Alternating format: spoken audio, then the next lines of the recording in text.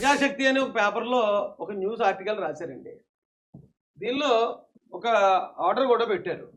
దీని విషయం ఏంటంటే, పశ్చిమ గోదావరి జిల్లా పాలకొల్లు పట్టణ 11వ వార్డు రామయ్య హాల్ వీధి నివాసి ప్రసన్న కుమార్ పెద్దిరెడ్డి వారు దరఖాస్తు మేరకు రాష్ట్ర వ్యాప్తంగా ఉన్న 26 జిల్లాల పరిధిలో ఉన్న అన్ని పంచాయతీల్లో ఉన్న క్రైస్తవ చర్చిలకు కలెక్టర్ గారి అనుమతులు ఉన్నవి లేనివి సమగ్ర విచారణ జరిపి అనుమతులు లేకుండా నిర్వహిస్తున్న చర్చిలపై చట్టపరమైన చర్యలు తీసుకోవాలని కోరుతున్నాం. కావున సదరు దరఖాస్తు రాష్ట్రంలోని పంచాయతీ అధికారులకు పంపుతూ సదరు అంశంపై విచారణ చేపట్టి ప్రస్తుత నియమాలకు లోబడి తగిన చర్యలు తీసుకోవాల్సిన కోరడమైనది. K Anand OSD Panchayati Raj commissioner అనే పేరుతో ఉందండి ఆర్డర్. ఏమంటే దీనికి ఈ పేపర్ వాళ్ళు రాసిన ఆర్టికల్ ఏంటంటే, చర్చలపై సర్కారు కన్ను, రాష్ట్ర వ్యాప్తంగా అనుమతుల పరిశీలన లేని వాటిపై చర్యలు, డిపిఓలకు పంచాయతీరాజ్ శాఖ ఆదేశాలు. ఒక వ్యక్తి ఇచ్చిన ఫిర్యాదు ఆధారంగా ఒక మతాన్ని రాష్ట్ర ప్రభుత్వమే టార్గెట్ చేయటం గతంలో ఎప్పుడైనా చూసామా? బీజేపీ భాగస్వామిగా ఉన్న టీడీపీ కూటమి ప్రభుత్వంలో ప్రస్తుతం అదే జరుగుతుంది. అది కూడా బీజేపీతో సన్నిహిత సంబంధాలు ఉన్న డిప్యూటీ ముఖ్యమంత్రి పవన్ కళ్యాణ్ చూస్తున్న శాఖలో కావడం కలకలం రేపుతుంది. ఒక దరఖాస్తు ప్రాతిపదికగా రాష్ట్ర వ్యాప్తంగా ఉన్న చర్చిలపై ప్రభుత్వం డేగ కన్నేసింది. ఎన్ని చర్చిల నిర్మాణాలకు అనుమతులు ఉన్నాయి, ఎన్నిటికి లేవు అన్న వివరాలు సేకరిస్తుంది. అనుమతులు లేకుండా నిర్మాణమైన చర్చిలపై చర్యలకు సిద్ధమవుతుంది. ఈ మేరకు పంచాయతీరాజ్ శాఖ గుట్టుచప్పుడు కాకుండా ఆదేశాలు జారీ చేసింది. జనసేన అధ్యక్షుడు రాష్ట్ర ఉప ముఖ్యమంత్రి పవన్ కళ్యాణ్ పంచాయతీరాజ్ శాఖను చూస్తున్న సంగతి తెలిసిందే. ఇంత కీలకమైన ఉత్తర్వులు ఆయనకు తెలియకుండా జారీ కావన్న అభిప్రాయం వ్యక్తం అవుతుంది. ఈ నేపథ్యంలో ఈ ఉత్తర్వులు క్షేత్రస్థాయిలో చర్చనీయాంశంగా మారాయి. ప్రజాశక్తి సేకరించిన సమాచారం ప్రకారం ఫిబ్రవరి 10వ తేదీన 27/12/164 నెంబర్తో ఈ మేరకు పంచాయతీరాజ్ గ్రామీణాభివృద్ధి శాఖ కమిషనర్ కార్యాలయం నుండి మెమో జారీ అయింది. పిఆర్ అండ్ డిఆర్ కమిషన్ పంచాయతీలు ఓఎస్డి పేరిట ఈ మెమో రాష్ట్రంలోని జిల్లా పంచాయతీలకి ఏదో వచ్చిన తర్వాత చర్చల అనుమతులపై విచారణ ఏం ఉత్తర్వులు తక్షణం ఉపసంహరించుకోవాలి కేబీఎస్ అని ఇది పెట్టారు. ఏమండి ఆ తర్వాత ఇంకేముందంటే దీనిలో మెమోలో ఏముంది, పశ్చిమ గోదావరి అదే మెమోలో ఇప్పుడు ఇందాక చదివాను కదా, అదే ఎంత వేగమో ప్రభుత్వ కార్యాలయాలు పనులు ఎలా జరుగుతాయో ఎన్నిసార్లు తిరగాల్సి వస్తుందో ప్రత్యేకంగా చెప్పనవసరం లేదు. చర్చల పైన లేఖ విషయంలో మాత్రం అధికార యంత్రాంగం అనూహ్యమైన వేగంతో స్పందించింది.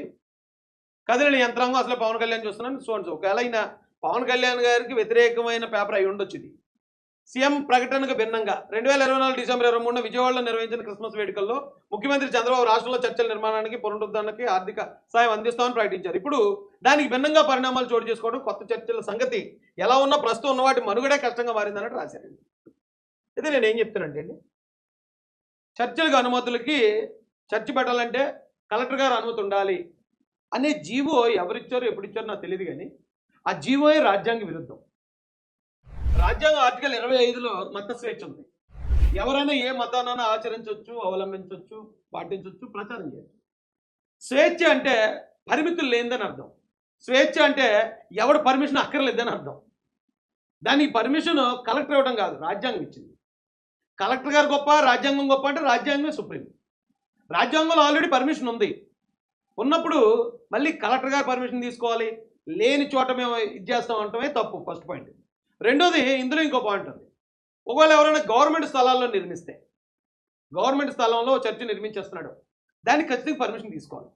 పంచాయతీని అడగాలి, ఎంఆర్ఓ గారినో ఎండిఓ గారినో లేదా కలెక్టర్ గారినో ఎవరో ఒకరిని, ఏమంటే పలానా చోట ఈ స్థలం ఉంది, గవర్నమెంట్ స్థలం, ఆ స్థలంలో మేము చర్చి పెట్టుకుని అక్కడ ఉన్న ప్రజలకు మంచి బోధించాలనుకుంటున్నాం, మీరు పర్మిషన్ ఇవ్వండి అని అప్పుడు తీసుకోవాలి.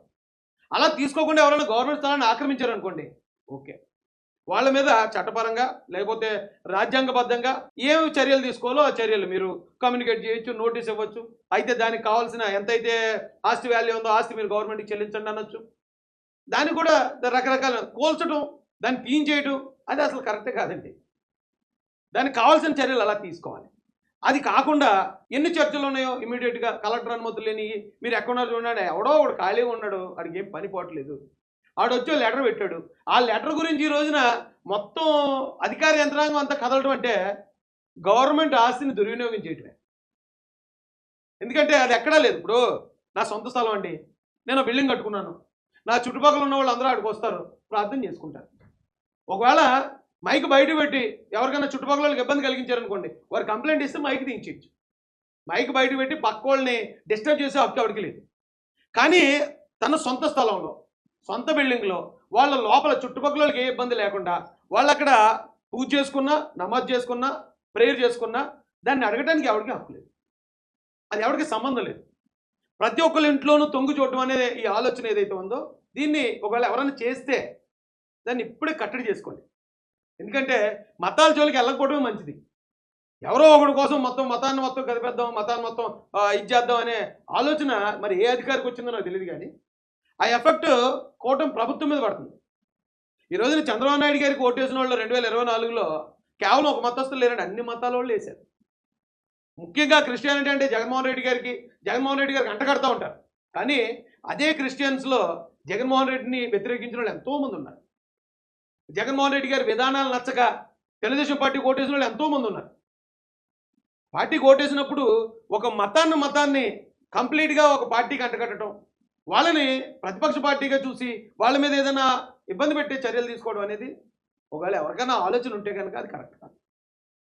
అది ఇమ్మీడియట్గా మార్చుకోవాలండి. ఎందుకంటే ఇక్కడ ఏ మతానికన్నా ఒక ఆలయం కట్టుకోవడానికన్నా, లేదా ఒక విగ్రహం పెట్టుకోవడానికన్నా, లేదా ఒక చర్చ్ పెట్టుకోవడానికన్నా, ఒక మసీదు పెట్టుకోవడానికన్నా నాకు తెలిసి అవన్నీ పర్మిషన్ అడగాల్సిన పని లేదు.